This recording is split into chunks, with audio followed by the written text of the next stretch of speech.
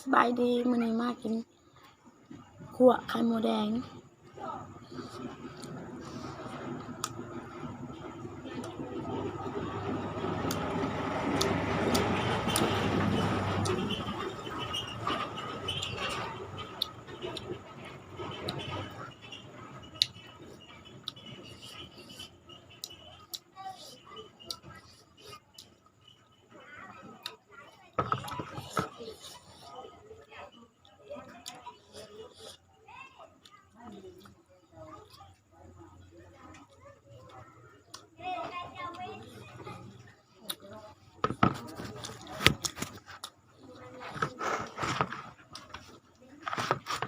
เขาเปิดตายว่ะ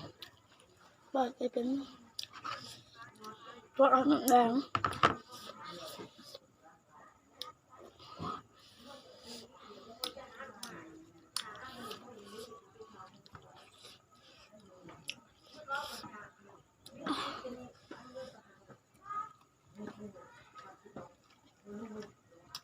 ไปตัดแต่ก็เปิดหมด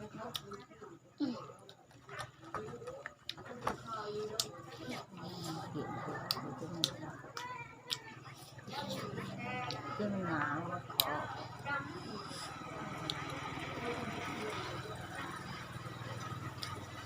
เป็นมัวก็ซื้อมาไปแบบหมดทองไปก็หมดแล้วมักผิด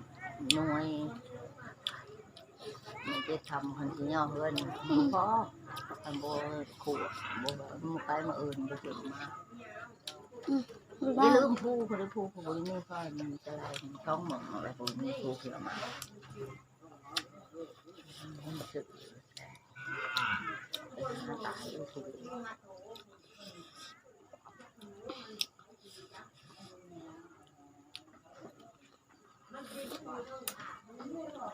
นักพึ่ง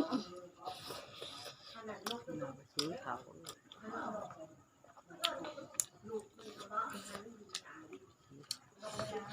เข้ากับคืนเข้าคือ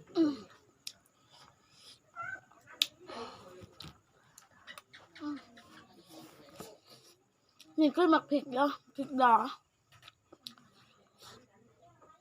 กินขั่วไข่มดแดงเด้อมื้อนี้ใส่ยอดอ้อย